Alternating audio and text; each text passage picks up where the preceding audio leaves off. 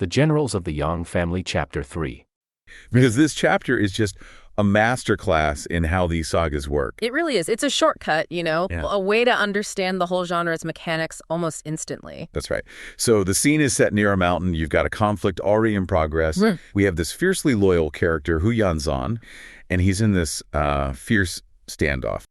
So let's get into it. The dust, the shouting. Right. Hu Yanzan is out front. He's in his armor, spear ready, full of bravado, and he's yelling at the opposition something like, "You troublemakers, you still dare to fight me." He's operating under the assumption that this is just a normal military fight. Whoever is stronger wins. But the story just pulls the rug out from under that idea. Instantly. Before the fight can really get going, two figures show up. One is Ma Zong from the other side, And the other is Lu Shi. who turns out to be Hu Yanzan's mother, which nobody on the battlefield knows yet. And this is where the whole dynamic just flips.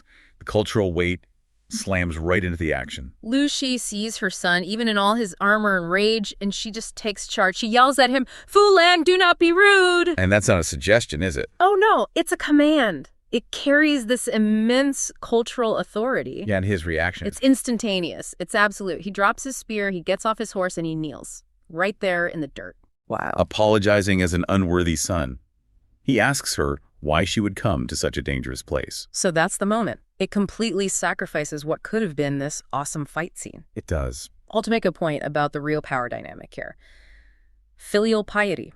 Respect for your parents. Exactly. The narrative is saying, look, your personal ambition, your warrior's pride, your military duty, all of it has to take a backseat.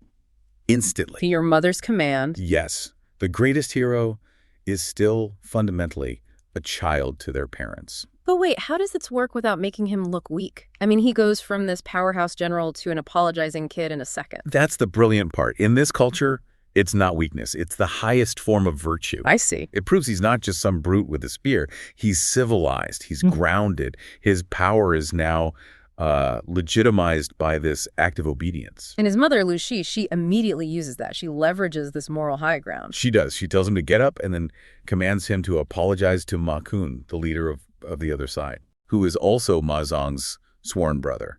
So he's now basically family. He's now his uncle. The enemy general is transformed into a family elder, just like that. It's a total reshaping of the battlefield. And Hu Yanzan, he's captured Ma Kun's son, right? Ma Hua, and he's injured another one. He has, and he's worried. He thinks there will be retribution, but Ma Zong steps in and says, "Don't worry, I'm here and no harm will come." So he obeys. He follows them into the enemy camp. And Ma Kun, once he understands that this fierce warrior is actually the son of the prime minister and now connected by this sworn kinship, He accepts the apology. gracefully, he even says something like, "He is not in vain the son of the prime minister. It's an acknowledgement of his noble blood." So this is way more than just forgiveness. It's forging a brand new alliance. The conflict just dissolves. I mean, they organize a banquet right there on the spot to celebrate their new family bond. Even Ma Rong, the guy who Yanzan injured, treats him with perfect courtesy. And the text even includes a little poem to make sure we get the point right. It does. It says something like, "Heroes meet not by chance. Once assembled, their unity is firm and strong." It underscores that this is about loyalty that's forged between people first, before it's ever offered to this state. That's the key. The power of the state actually relies on the strength of these private oaths. And that fluidity is so important, which is why the banquet matters. They have to seal this deal. Because the political ground is always shifting. And speaking of sealing deals, that brings us straight to Ma Kun's rather timely marriage proposal. Yes, the celebration is in full swing, and Ma Kun decides this is the perfect moment.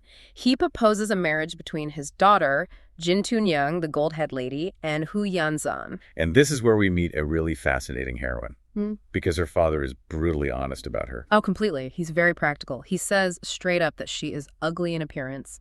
Mao Sui Shilu. A pretty blunt description.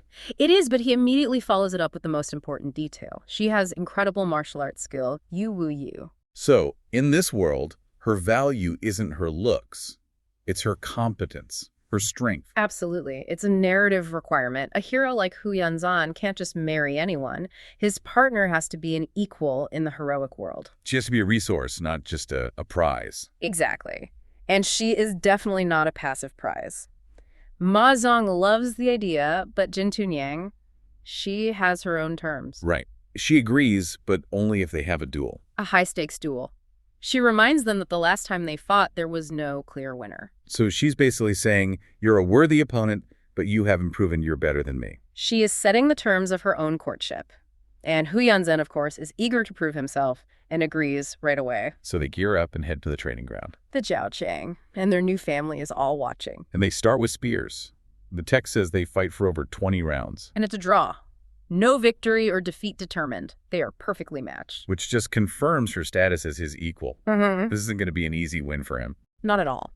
So, since the spear fight is a stalemate, Jin Tunyang decides to change tactics. She thinks, his spear work is too good, let's test his archery. And she pretends to flee on her horse, heading for the general's platform. A classic move. It's the ultimate test of speed and precision. She wheels around and fires 3 arrows at him, one after another. And he dodges all of them, showing off his own incredible skill. And then he says, am I the only one who can't shoot? This is the climax of the duel, the peak tension. He takes out a single arrow. Just one. And the text gives us this amazing detail. The arrow hits her helmet. Not her head, her helmet. A totally controlled surgical strike. It's the perfect demonstration. He's saying, I could have killed you, but I chose not to. It proves his superior skill without being dishonorable. And the crowd loves it. They start cheering. The precision is the key, isn't it? It's not just about overpowering her, it's about control. It is. And before it can go any further, Ma Zong runs out and stops them. You, our family, cease fighting. The test is officially over. And Jin Tunyang, she lowers her head. That's her consent. The father, Ma Kun, understands immediately. He has incense burned, an oath is sworn, and they are married, right there on the training ground. So he's married? The two forces are now officially one family. And now they have to solidify that. Hu Yanzhen goes back to his own camp to explain the wedding to his men. And he sends Ma Kun's son, Ma Hua, back home.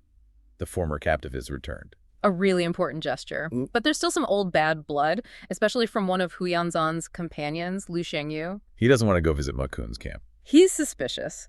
But the other companion, Li Jianzong, is the pragmatist. He says, if we don't go, they'll think something is wrong. We have to go to dispel the old grievances. And so they go to Taihang Mountain, and Ma Kun welcomes them, and they have another banquet. More celebrations. They swear an oath to stand together through anything. This is the absolute peak of their new alliance. But in these stories, peace never lasts long, does it? Never. Right in the middle of the party, history comes knocking. News arrives that 5,000 troops are heading for the mountain. So Ma Kun is the new head of this big family. He takes some men to go see what's going on. And what he finds is the huge political pivot, the thing that changes the entire story.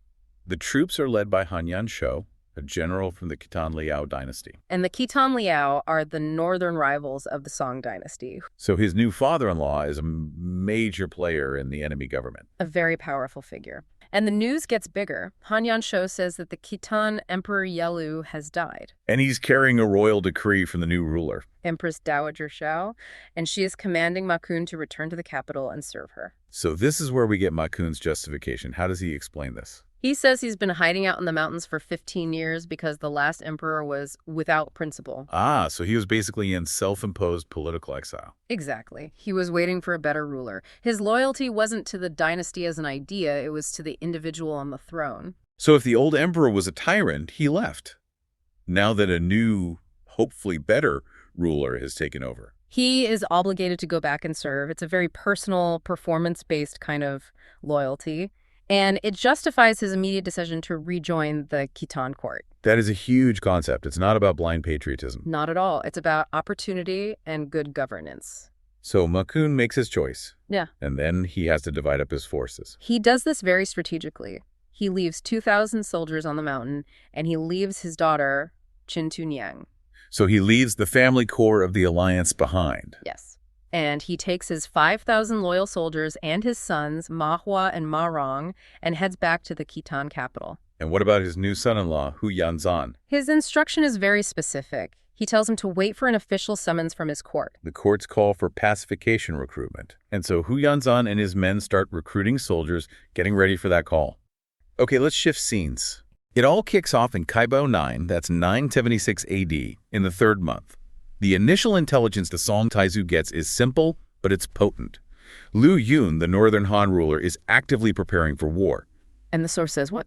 The source reports he was terror-morting, constantly training his troops, day and night. So this wasn't just readiness, this was signaling a potential offensive. Exactly. It's a looming threat, and it forces Taizu's hand. It sets up this first major strategic deliberation. Do they consolidate what they have, play it safe, or do they strike first? And the initial advice was to play it safe. Initially, yeah. Caution was the ruling sentiment. His chief strategist, Zhao Pu, he advised delay. He argued that it was not yet the moment to risk an invasion. Which makes sense. That's the hallmark of a mature, consolidating power, right? Yeah. Don't risk what you've already got unless the conditions are perfect. Right. Zhao Pu wanted to wait for some kind of, greater systemic weakness in the Han. He wanted to ensure a guaranteed victory, not just a successful raid. But history doesn't wait. And this is where the whole thing pivots on the report of a single individual. The Gita military governor, Gao Huaide, steps in, and he completely challenges that prudent, cautious line of thinking. He does. He urges immediate and really aggressive action. And what was his intelligence? What did he know that the chief strategist didn't? Gao Huaide brought crucial, on-the-ground intelligence. He reported serious internal dysfunction within the Northern Han leadership. So infighting. Exactly. He claimed the local civil and military officials were, they weren't harmonious. They were basically at each other's throats. So his argument wasn't about troop numbers or logistics. It was about political opportunity. He saw an open wound. Yes, a wound that Zhao Pu's careful timetable would have allowed to heal. And Taizu choosing Gao Huaide's advice over his own chief strategist. That's fascinating. He's prioritizing opportunistic risks over measured stability. It says a lot about Taizu's character. He saw that window of vulnerability, and once he accepted the advice, the operational speed was just blistering. Absolutely. The decision is made, and the force they send is massive. It's 100,000 elite troops heading straight for Luzhou. And the leadership structure is key. It's split between military might and political oversight. Right. Gao Huaide, the guy who argued for the attack, he's made vanguard, the spearhead. While Pan Renmei is appointed supervisor, he's there to handle overall discipline, make sure the army stays politically loyal, cohesive. So Gao Huaide brings the skill, Pan Renmei brings the imperial authority. A very formidable combination. They're marching with conviction, superior numbers. Okay, so let's flip over to the other side. The Northern Han Kingdom. Liu Jun is obviously greatly alarmed. How do they decide to counter this massive, fast-moving threat? Well, their initial reaction from the general staff, it wasn't fear, it was just this disastrous display of overconfidence. A general named Zhao Sui volunteers to meet the Song head-on. He just dismisses the threat. Pretty much. He argues that the Song soldiers must be weary, resentful from all their continuous campaigning. So he's looking at their past, not their present. It's a profound error. He's basing his assessment on the historical effort of the Song, but he's totally ignoring their current momentum, their morale, the quality of these 100,000 elite troops. He thinks they're exhausted. Ripe for defeat. Instead of what they actually are. A well-led, highly motivated invasion force. And that faulty premise leads directly to a faulty deployment. Of course.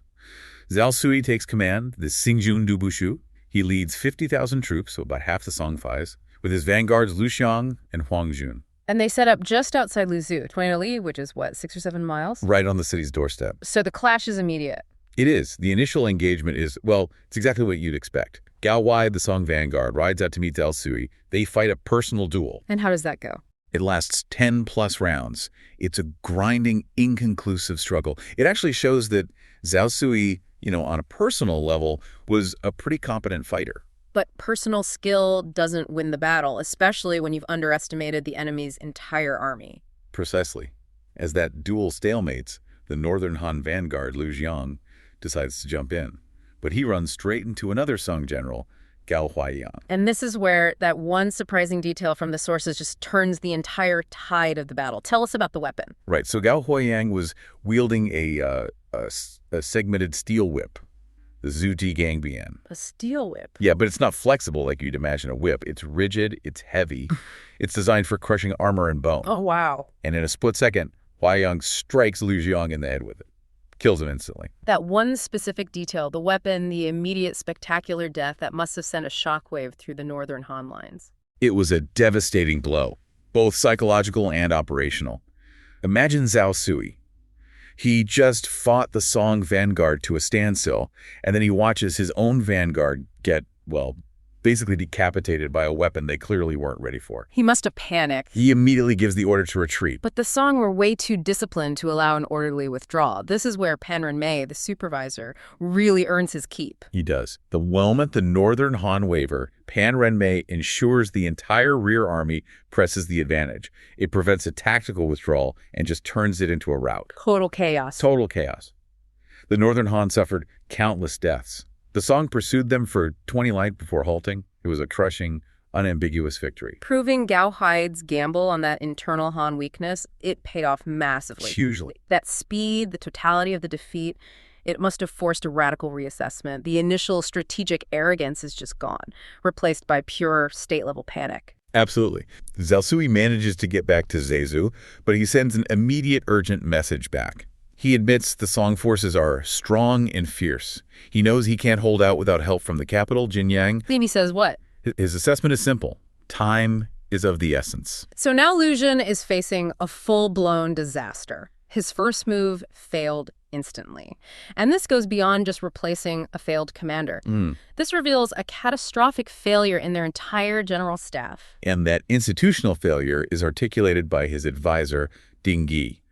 Ding Yi gives Lu Xun probably the most blunt piece of advice a ruler can hear. Which is? Simply put, other generals are no match for the Song. It's an admission that their whole pool of commanders is inferior to the invading force. Wow. So the diagnosis leaves only one solution. Only one. And this brings us to the introduction of the legendary figure himself, Yang Lingon, or as we know him, Yang Ye. And he's far away, commanding significant forces in Shanhu. The language used in the imperial summons. It really captures the desperation of the moment. Lu Xun sends an envoy with gold, with treasures. It's basically an open checkbook. But it's the message itself. The edict is just raw desperation.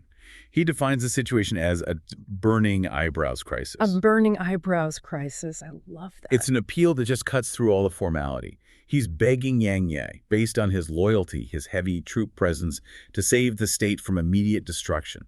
The political maneuvering is gone. All that's left is urgency. So Yang Ye gets this message, this desperate cry for help, and he gathers his generals. They acknowledge how serious it is. They know their own reputation was earned in battles against the earlier Zhou dynasty. They know they're the last line of defense. But the response inside his own camp is split. And this leads to one of the most interesting strategic arguments in the whole narrative. You have one side, and it's embodied by his own son, the seventh son, arguing for delay. Wait, delay? Their state is collapsing and they want to wait. What was the logic there? It was a calculated form of defense. The seventh son suggested waiting until the Song forces were already bogged down and will be struggling or surrounded near the capital region of Hedong. So let the enemy wear themselves out on a siege. Exactly. Let them expend resources, get tired, and then you come in and deliver the final decisive blow. It sounds cautious, but it's also a highly risky strategy. You're betting on the Song's discipline to fail. That seems like an enormous gamble. I mean, if the Song army moves as quickly as they did on Luzhou, waiting until they are surrounding the capital, you might not have a capital left to save. Precisely. And this is where Wang Yi, Yang Yi's trusted advisor, he steps forward with the core strategic insight of the entire conflict. And he just successfully dismantles the whole strategy of delay. And he uses these two killer analogies to hammer home the point, right? Duty and urgency. He does. He first appeals to the fundamental principle of loyalty. Yeah. When the Lord calls, you respond immediately.